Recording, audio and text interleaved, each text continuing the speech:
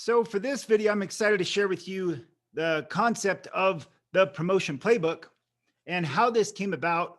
So the point of this video is why the promotion playbook. There's a couple videos that I'm going to show you, or a couple pictures, not videos, but in this video, I'll show you this picture. Is that I wanted to share with you my story and how my reason behind creating the book and how it came to be. So for me, this is how I thought when I got hired as a firefighter. I anticipated that I could advance my career fairly easily. It was very competitive getting in, and it was a challenge to get hired. But there was a lot of resources that were available for doing that. There's a lot of firefighter books. There was a lot of groups, and so getting hired as a firefighter was definitely a challenge. But I got hired before it didn't take too long, and I got hired and I figured, hey, I kind of got this thing figured out. So this is going to be my path to this here is going to represent my path to my promotion. When it's time for me to promote, I'll just simply jump on my bike and I've got this clear plan and I'm going to go here. Just like this picture shows, is that this was my reality. The first few promotional tests that I took, I didn't do well at. One of them I failed. Another one I placed at the bottom of the list. And before that, I passed one up just thinking it didn't matter that much. And then a bunch of my buddies got promoted that did test. And I ended up working for them.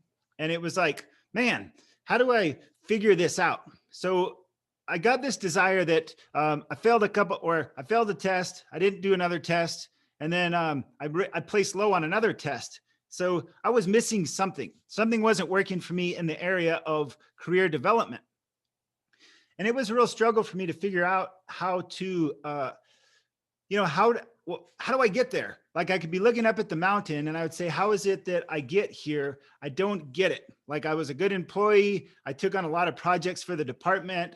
I worked as a paramedic, technical rescue team, and I was involved in a lot of things and overall had a good reputation within the organization, which I thought that alone would carry into these promotional testing.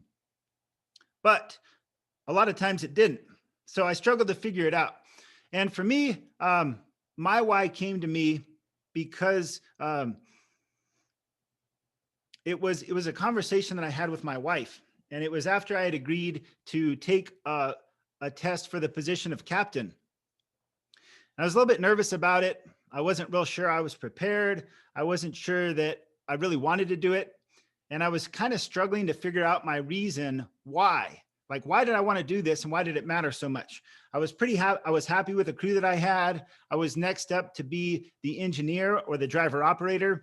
The financial gain wasn't all that much different. And I just was kind of struggling. I was out walking with my wife. It was a nice day and we're walking. And I was like, I don't know that I really want to put in the time and the energy and the effort to do this. I'm kind of struggling here. And I remember the moment she stopped me. She looked at me and her words like really pierced my heart because I was kind of stuck in fear. I was stuck in my head and I just kind of going in circles. And she stopped me. She looked at me in the eyes. She told me, she said, Joshua, this isn't about you. She said, there's people that are out there that are just like you that need you to figure this out and need you to create a path for them to follow. And in that moment, it kind of hit me like a ton of bricks because she was just so present to me at that time. And she kind of saw right through it. Is the truth was I was scared. I was scared I wasn't good enough. I was scared I wasn't prepared. I was scared that I would fail again. And all this stuff was just me getting stuck in my own head and not seeing the bigger picture.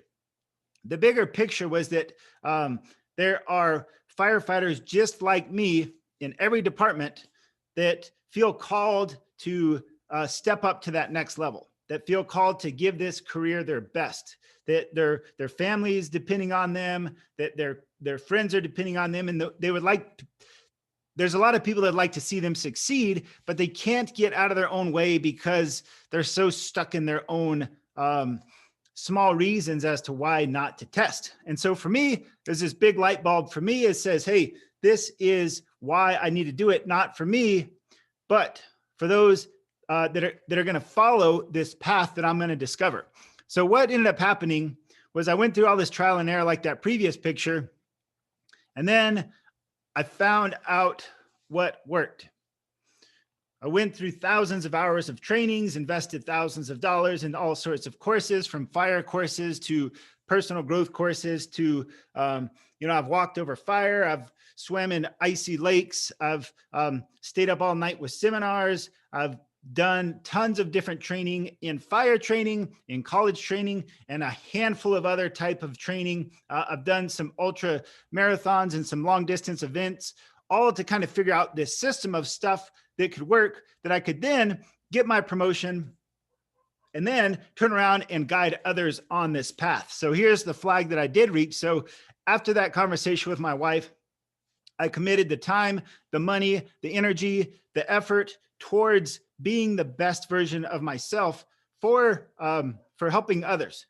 And it showed, because I didn't just show up on game day for the test, just making it all about me. It's like, look, I had a vision, I had a purpose, I had a calling, and fortunately I placed #1 on that test for captain back in 2016. It's a really proud moment for me. I was super grateful for the experience.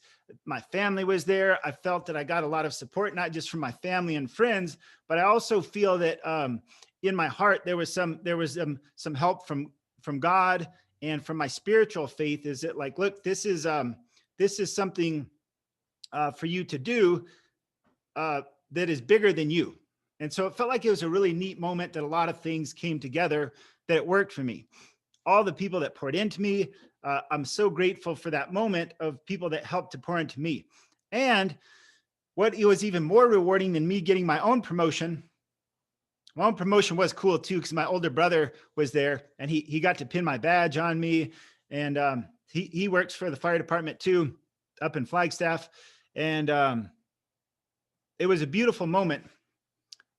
That being said, the moments that make me the most proud is the moments that followed, of me passing along this information, sharing this path with others, and other people following this path and doing the work and getting their promotions as a result of doing this work. So this is what the path looks like. It's a proven path to your promotion. It's not a miracle. It's not magic. It is a lot of work. Some of it is unconventional work. It's not your typical fire service textbook, to where it's all about strategy and tactics, or it's all about one separate area. It's about the mindset and the beliefs and the support structure you need to reach that next level of your career. And because it's dynamic enough, it can apply to any area, not just the fire service promotion. That's specifically who it's for, but there's 7 strategies, there's 4 skills, and it's told in a story format, so that this can be used for a lot of different areas and all sorts of different positions. So get the book, check it out, and then there's more resources to help. And I look forward to your success on this journey. Thank you for watching. I wish you the best day. God bless. Thank you.